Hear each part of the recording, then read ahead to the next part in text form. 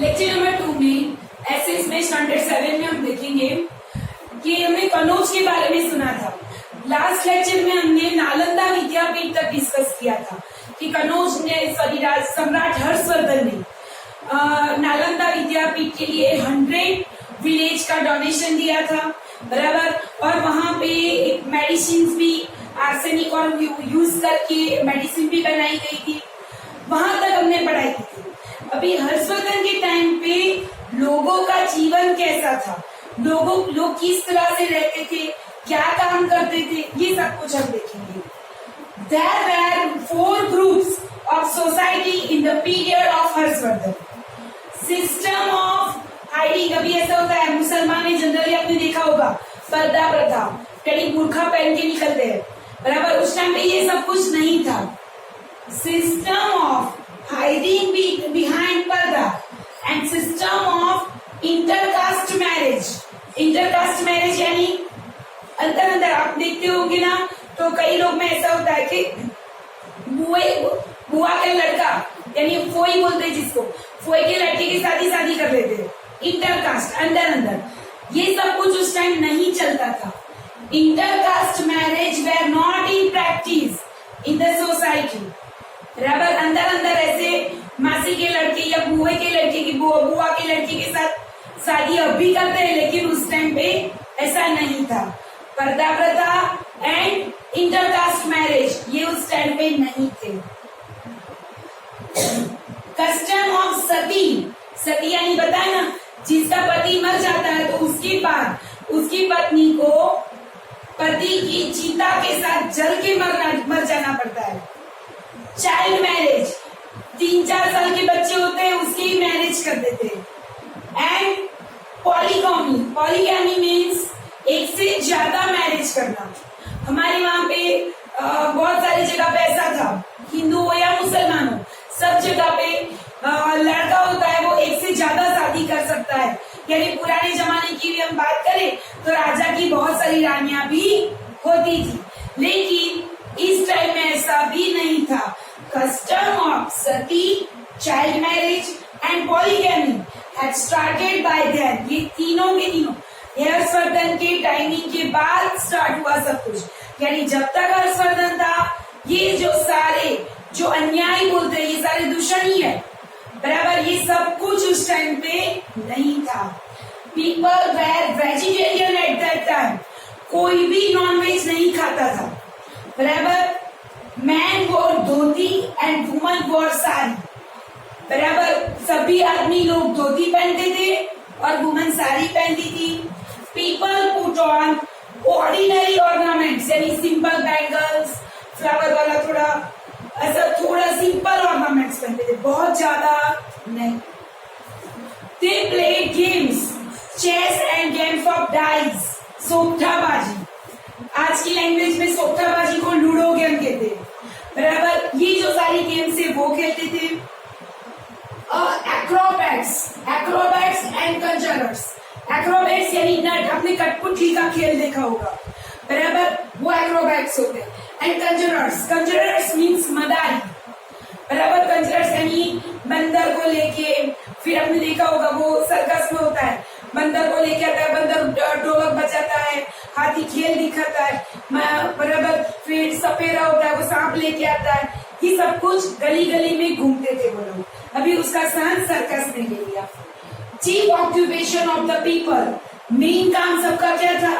खेती यानी agriculture and animal husbandry यानी एनिमल्स को रखना, उसका दूध निकालना, दूध बेचना, ये सब कुछ। The entire trading of the state was carried out by Vaishya community.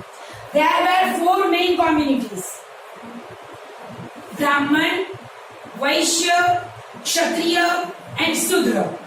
ब्राह्मण जो पूजा पाठ कराते थे वो लोग, वैश्य जो व्यापार धंधा करते थे, ये जो सारे एडमिनिस्ट्रेशन करते थे वो, क्षत्रिय राजा महाराजा जो लड़ाई के लिए जाते थे वो सब लोग, एंड शूद्र प्रजा, ये तीनों लोगों की सेवा का काम करना, जस्ट लाइक नौकर। ओके, ये लोग थे।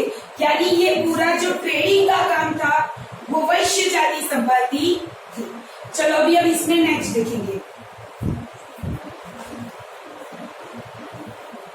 ये पॉइंट्स सारे जो मेन पॉइंट्स मुझे लगे वो मैंने लिखे, आपको पॉइंट्स नोट डाउन करने हैं।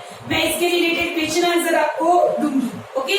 यानी इसको नोटबुक्स में आपको लिखना है।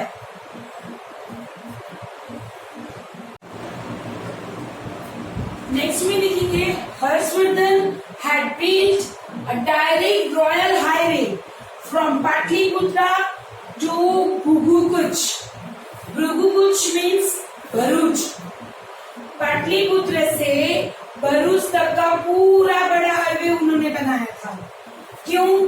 For the trade and transportation of the goods and commodities, यानी ट्रांसपोर्टेशन इजीली हो सके उसके लिए। कहां से कहां तक? Pataliputra nearest to Pakistan, Pataliputra to Bharuch, इतना लंबा हाईवे उसने बनाया था। For the commercial transactions, coins of gold and silver were used, पूरे वर्ल्ड में gold coins and silver coin का यूज होता था। हमारे देश में सबसे ज्यादा एक्सपोर्ट होता था, यानी हम बहुत सारे गुड्स बेचते थे, उसके सामने हमारा परचेज बहुत कम था। तो उसका मीनिंग क्या हुआ? जितना भी हमने सामान बेचा तो बदले में हमें जो कॉइन मिले वो सारे के सारे गोल्ड या सिल्वर था।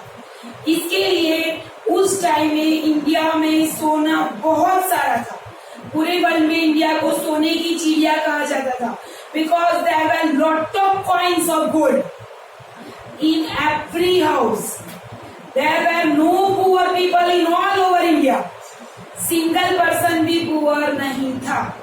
बराबर ऐसे बोलते थे कि सब लोग सोने की थाली में भी खाना खा सकती थी, इतनी कैपेसिटी सबकी थी, बहुत सोना था हमारे पास। Because of gold coins people have become prosperous because of export trading. Export, माल सामान बेचेंगे बदले में पैसे आएंगे, पैसे सोने का है। Plenty of gold found its way from the Rome on the account of trading. रोम यानी ये पूरा यूरोप कंट्री, यूरोप कंट्री में बहुत सारा प्रोडक्शन हमारा जाता था, यानी यूरोप कंट्री के हर देश में से हमारे कमोडिटीज वो लोग लेते थे, बदले में गोल्ड कॉइन्स हमें देते थे, यानी पूरा का पूरा फ्लो इंडिया में आ गया। इंडिया बहुत रिच हो गया उस टाइम पे, during the time of Harshvardhan. People followed Hinduism, Buddhism and Jainism, ये तीन ही टाइप के लोग थे, हिंदू, बौद्ध एंड जैन। बराबर। द चाइनीज ट्रैवलर ह्यूमन शाम had came to India during the period of Harshvardhan. वो यहाँ पे आया, उसने देखा कि बौद्ध धर्म ये तो सबसे बेस्ट है। इंडिया यानी देवों की भूमि, यहाँ तो भगवान ने कितनी बार जन्म लिया, यहाँ पे तो रहना ही चाहिए और बौद्ध धर्म के बारे में डिटेल पढ़ना भी चाहिए। वो एक दो दिन की बात नहीं है।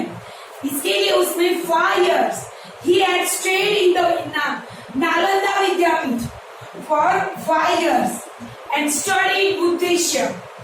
He attended 6 Buddhist religions council held at Prayag by Harshvardhana. What is the meaning of Buddhist religious council? तो हर्षवर्धन हर टाइम ये काउंसिल रखता था, यानी बुद्धिस्ट धर्म की एक रिलीजियस मीटिंग होती थी, उसमें वो बुद्ध धर्म के बारे में समझाता था। एंड मेन इम्पोर्टेंट थिंग, उसकी पूरी की पूरी दौलत वो दान में दे देता था। Even ornaments weird by him also given to donation to all people. बराबर पूरा का पूरा उसका खजाना वो खाली कर देता था। तो ह्यूएन सांग वो सो मच सरप्राइज दैट इतना ज्यादा भी डोनेशन कोई दे सकता है।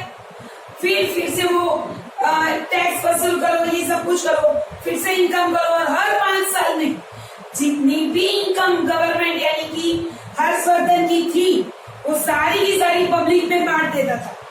यानी उस टाइम पे no even single person is a poor, लेकिन फिर भी लाइफस्टाइल बहुत सिंपल थी सबकी। ये सब कुछ देख के उसको लगा कि इंडिया में ज्यादा टाइम रुकना चाहिए, यहाँ के लोग लालची नहीं है, बहुत सरल है। He visited many places in India Ghanshyam. During the stay of almost 15 years, he has noted social, political and religious condition of India. During that time in this diary, उसकी डायरी भी से ये सब कुछ मिला। वो यहाँ पे ऑलमोस्ट 15 साल रुका था इंडिया में। He has written that there are 100 Buddhist मठ, जैसे हिंदू लोगों का मंदिर होता है उस टाइप से बुद्ध लोग के बौद्ध धर्म जो फॉलो करते हैं उन लोगों मठ बनाते हैं, बराबर। ऐसे उस टाइम पे 100 मठ थे। People are happy and having good conduct, यानी इतने सारे पैसे होने के बावजूद कंडक्ट यानी उसका बिहेवियर वो एकदम सिंपल था, और सिंपल धोती पहन के वो लोग घूमते थे, हमें पता भी नहीं चले कि इतने रीच है ये लोग। Okay, they live a very simple pious, pious mean sattvik, यानी कभी भी वो नॉनवेज नहीं खाते थे, एंड पीसफुल लाइफ, एकदम शांति सबको अच्छी लगती थी। ये पूरा का पूरा हर्षवर्धन का कंप्लीट हो गया, यानी कनौज कंप्लीट। अभी हम नेक्स्ट लेक्चर में सीखेंगे वातापी, कि मैंने इंपॉर्टेंट पॉइंट्स लिखा है। अभी इसके रिलेटेड जितने भी क्वेश्चन आंसर है वो मैं आपको दूंगी। क्वेश्चन आंसर आपको 2 टाइम्स देख के लर्न करना है, लेकिन ये नोट्स 1 टाइम आपको नोटबुक में कॉपी करना है। Thank you.